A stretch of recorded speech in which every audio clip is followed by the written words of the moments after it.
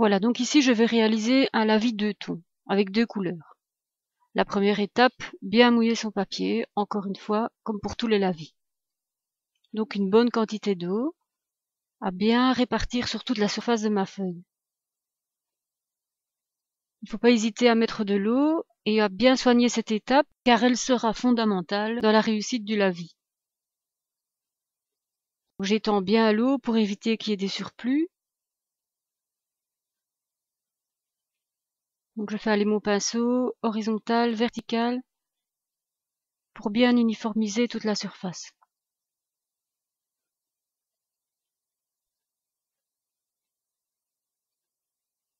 Une fois que mon papier est bien mouillé, je vais préparer mes pigments.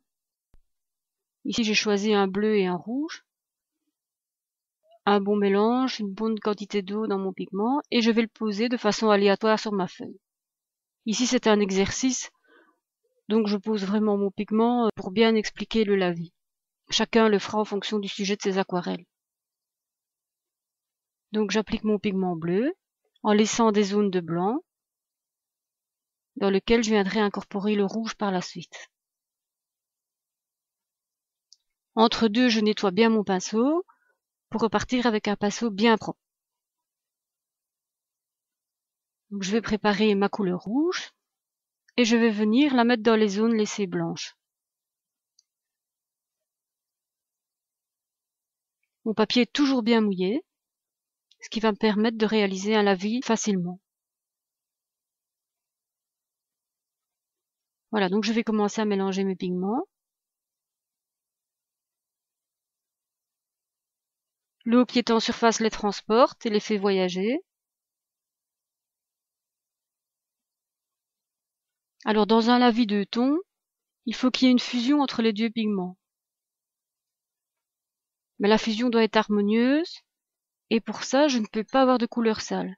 Donc je dois bien orienter mes pigments, les faire se rencontrer, mais je dois bien gérer la quantité et la direction qu'ils prennent.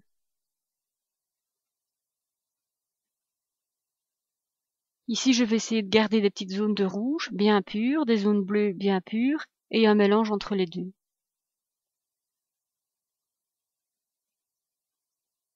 Donc il est important que mon papier soit mouillé uniformément. Il ne peut pas y avoir des zones qui soient plus sèches que d'autres.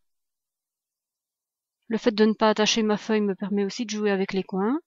Donc c'est plus facile pour orienter mon pigment dans le sens où j'ai envie qu'il aille.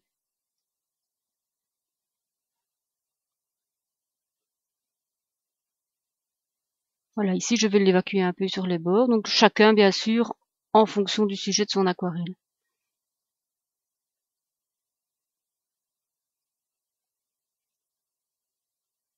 Quand je suis contente du résultat, je vais reposer ma feuille, bien le laisser sécher horizontal. Vers la moindre inclinaison, de nouveau les pigments bougent.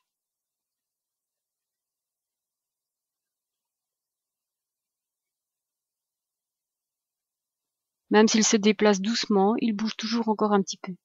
Voilà, je vais bien poser ma feuille et attendre qu'elle sèche.